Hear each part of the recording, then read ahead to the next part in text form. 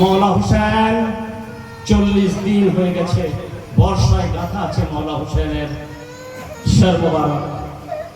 দামেস্কের গলিতে নিয়ে যাওয়া হচ্ছে, ওই টুটি ফুটি কাফিলা উটের উপরে বেঁধে নিয়ে যাওয়া হচ্ছে। এই যে আমরা মর্শিয়া পাক করি যে একটা রশিতে 12 জনকে বাঁধা হয়েছে। মওলা সাজ্জাদ বিমারির হালতে ছিলেন, 40 দিন বাঁধা আছে।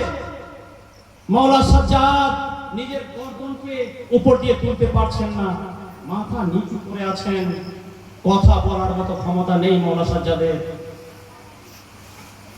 সবকিছু নিজের চোখে দেখেছেন, ভুখা পিয়াসা অবস্থায় 40 দিন রাখা হয়েছে তাদেরকে।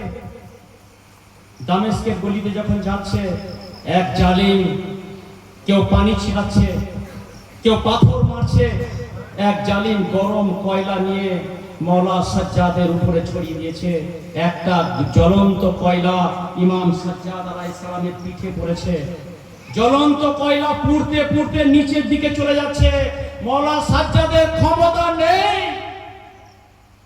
যে কয়লাকে বের করবে। শিকলে বাঁধা আছে, হাত পা বাঁধা আছে, একটা শিকলে 12 জনকে বাঁধা আছে উটের উপরে। মওলা সাজ্জাদের কথা বলার মতো ক্ষমতা নেই, আত্মনাদ করার মতো ক্ষমতা নেই।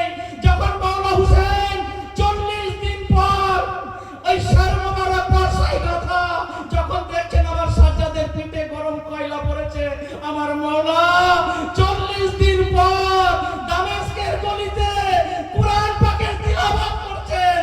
ওয়ালা তাসাবাল্লাহ গাফিলান আম্মা ইয়ালামু জালিমুন।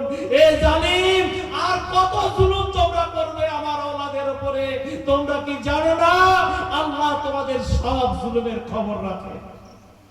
এর নাম হুসেন, যিনি কাল জিন্দা ছিলেন, আজ জিন্দা আছেন, কিয়ামতের সকাল পর্যন্ত তিনি জিন্দা থাকবেন।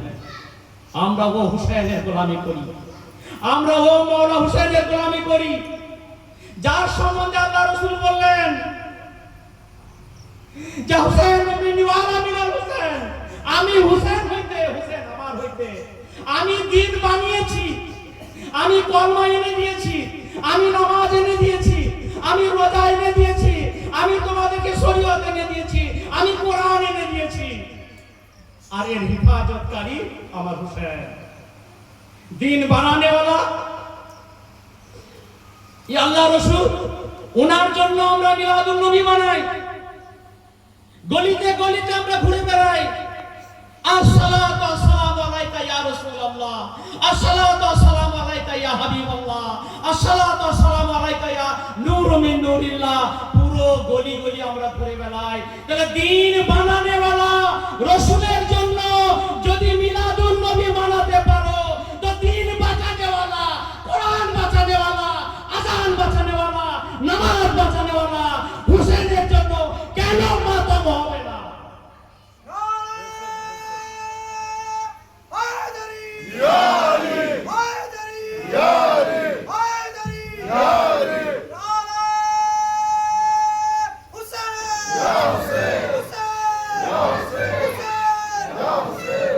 রসুল যখন লড়েছিলেন, রসুলের সামনে কারা ছিল?